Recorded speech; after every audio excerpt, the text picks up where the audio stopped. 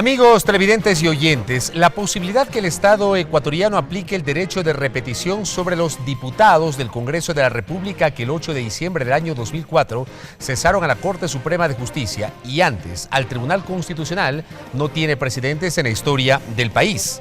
Ese tema está hoy en manos de la Comisión de Justicia y Estructura del Estado de la Asamblea Nacional, pues dicha destitución mereció, y hay que recordarlo, una sentencia de la Corte Interamericana de los Derechos Humanos, que dispuso que el Estado pague una indemnización de aproximadamente 15 millones de dólares a favor de los jueces cesados. Ese es el tema de nuestra primera entrevista de hoy.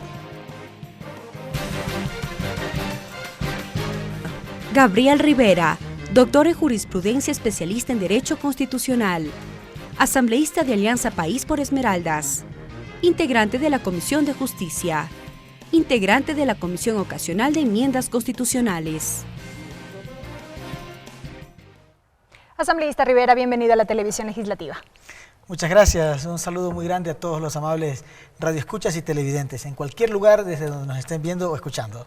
Asambleísta, bueno, como veíamos en el reportaje anterior, previo a esta entrevista, esta decisión o este informe está en manos de la Comisión de Justicia, este informe que deberá preparar la Comisión de Justicia de la Asamblea Nacional. Ustedes están trabajando en aquello. ¿Cuál es su posición respecto de este tema, toda vez que hay lecturas, como por ejemplo la del asambleísta Gilmar Gutiérrez, que menciona que los asambleístas no son ni civil ni penalmente responsables de sus actos en el ejercicio de sus funciones? A veces uno sobre lo que no sabe no debe hablar para no hacer el ridículo. Decir eso pues es desconocer el derecho constitucional, desconocer las normas infraconstitucionales y preconstitucionales también. Usted sabe que no existen derechos absolutos. La Corte Interamericana de Derechos Humanos ha dicho con absoluta claridad que en dos casos, en el que se cesa a los miembros del Tribunal Constitucional, ahora llamada Corte Constitucional, y en el caso que se cesa a los señores miembros o vocales, como usted les quiera decir, de la Corte Suprema de Justicia, ahora no Suprema, porque la Constitución establece que el único supremo es el pueblo, ahora se llama Corte Nacional, pero a los miembros de la Corte Suprema de Justicia entonces se les cesa por llamado del señor presidente de la República de entonces, el ingeniero hermano pues Gilmar Gutiérrez. Nunca va a estar de acuerdo, va a encontrar cualquier razón para decir, no, pues que no somos responsables, claro, cuando la Corte Interamericana de Derechos Humanos está diciendo, le está condenando al Estado. En dos casos. El uno que tenemos, que es el caso Quintana Coello, que es el referente a la Corte Suprema. Del expresidente de la Corte Suprema, Hugo Quintana Coello. Así es, por eso se llama caso Quintana Coello. Y el otro que tenemos, que es el caso Camba Campos y otros que se refieren... Miguel Camba Campos, ex magistrado de la Corte Suprema, del Tribunal Constitucional, perdón. Corte Constitucional del Tribunal Constitucional antes. Y para entonces Tribunal Constitucional.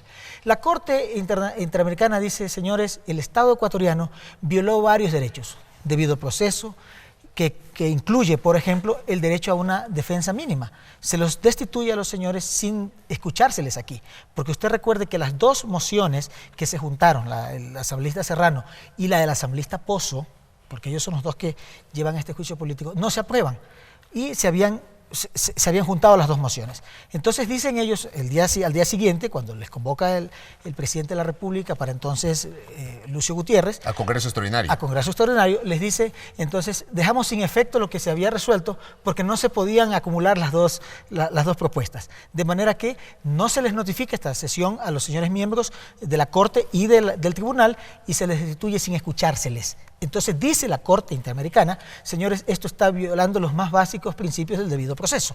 Eso era lo que Gilmar Gutiérrez tenía que acordarse en vez de estar diciendo ahora que no son responsables ni civil ni penalmente. Pero además hay una cosa, claro que no son responsables civil ni penalmente, y responsables administrativos. Solo civil y penalmente, dice.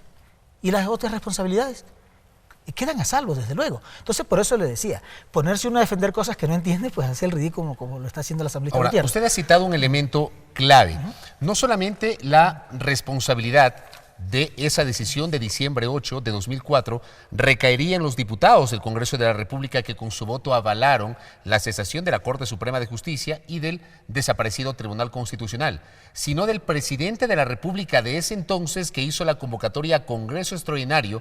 Si mal no recuerdo, esa convocatoria decía para analizar la situación de la Administración de Justicia. Él también es corresponsable de esa decisión, aunque no votó, me refiero al presidente de la República. Pero desde luego que es responsable, pues, porque no crea que él de inocente inocente estaba convocando. Él ya sabía lo que iba a pasar porque previamente ya habían conseguido los votos. Pero él no termina votando. Pues bueno, él no termina votando, pero es el que Congreso finalmente, Nacional. para entonces la constitución vigente en 98, recuerdo una constitución que no fue aprobada por el pueblo ecuatoriano, fue aprobada en un cuartel militar, no como la que tenemos actualmente. Entonces, en base a esa constitución que se lo permitía, él y a la ley orgánica vigente de la legislatura para entonces le permitía esto llamar a Congreso Extraordinario. Pero él ya sabía, pues si está en el orden del día, que van a tratar, ¿no es cierto? Entonces aquí no hay donde perderse, yo creo que es responsable.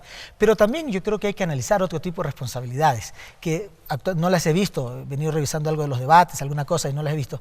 ¿Qué pasa con los jueces ante las que se presentaron sendas acciones, ahora se llaman acciones de protección, para entonces acciones de amparo? Todos los magistrados presentaban sus acciones de protección, ¿no es cierto? Bueno, las acciones de amparo. El recurso de amparo de ese tiempo. Claro, entonces que se llamaba así, que ahora migró a otro nombre y bueno, tiene otras connotaciones ahora. Entonces, jurídicas básicamente, ¿no? Entonces los jueces dicen no. Todo el tiempo las desechan. Entonces, porque bueno, yo supongo que han de haber tenido sus razones jurídicas, pero más tenían razones políticas, porque no querían enfrentarse al poder de turno de entonces. Entonces, la pregunta que yo me haría también es, ¿estos jueces también serían responsables acaso? Yo creo que eso tiene que resolverlo el Procurador General del Estado. En lo que corresponde a nosotros, en lo que corresponde a la Asamblea Nacional, desde luego que son responsables los diputados que estuvieron, pues, que votaron a favor de esta moción mala dada, desde luego traída de los cabellos, y no se podía realmente ejecutar del modo que se hizo, pero lo hicieron porque violaron el debido proceso, básicamente, que es lo que dice la Corte.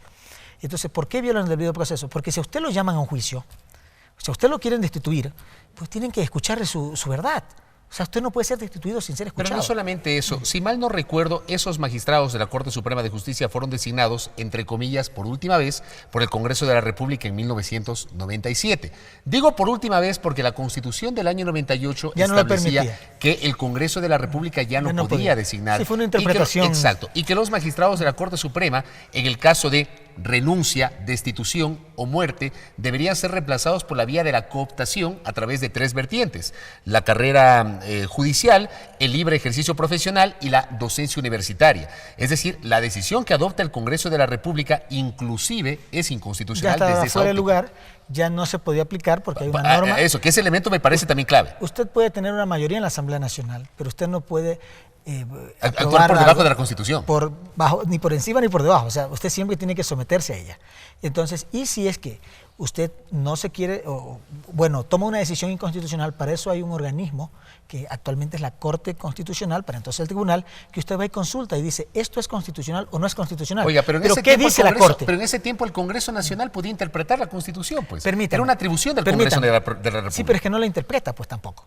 Ese es el problema. Correcto. Es que no hay pues una interpretación allí. Pero verá, hay otro tema aquí. La Corte Interamericana dice también, que esto es importante, que no se podía, o sea, los magistrados cesados no podían acudir ante la Corte, ante el Tribunal Constitucional. ¿Por qué? ¿Por qué no podían acudir?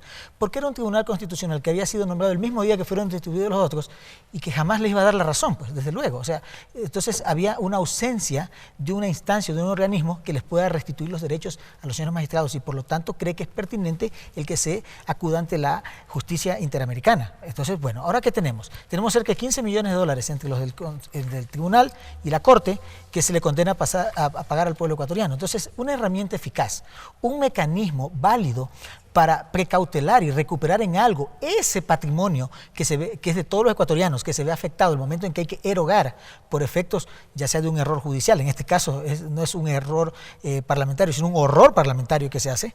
Entonces, lo que se hace es restituirle ese dinero al pueblo ecuatoriano, porque finalmente ese dinero que ha sido ya en parte pagado a los señores ex magistrados corresponde a sus impuestos, a los míos, a la explotación de nuestros recursos naturales. De modo que además hay otra cosa que yo creo que hay que analizar, que es muy importante. Todos aquellos que hoy dicen que defienden la supuesta independencia de poderes están siendo condenados por la Corte Interamericana de Derechos Humanos, en donde se les dice violaron todos los principios elementales básicos previstos en la Constitución y en los compromisos internacionales, en este caso los establecidos en el Pacto de San José de Costa Rica, y ustedes se llevan por delante toda la independencia de funciones, independencia de poderes que dice aquí la Corte en la sentencia, y entonces ustedes, para tener una mayoría, fíjese lo que dice la Corte, para tener una mayoría que evite el enjuiciamiento de un expresidente y de un presidente actual, entonces es que ustedes destituyen la Corte y destituyen el tribunal. Lo dice la Corte Interamericana.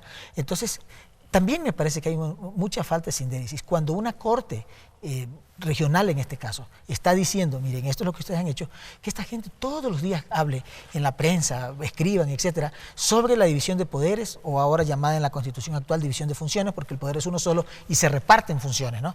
Entonces, fíjese usted, pero finalmente me parece que lo que no puede eludir la Asamblea Nacional es el hecho de que en 20 días, fíjese, solo tiene 20 días para hacer la investigación, se establezcan quiénes son los presuntos responsables y se presente ante una de las salas del contencioso administrativo la demanda, ¿no?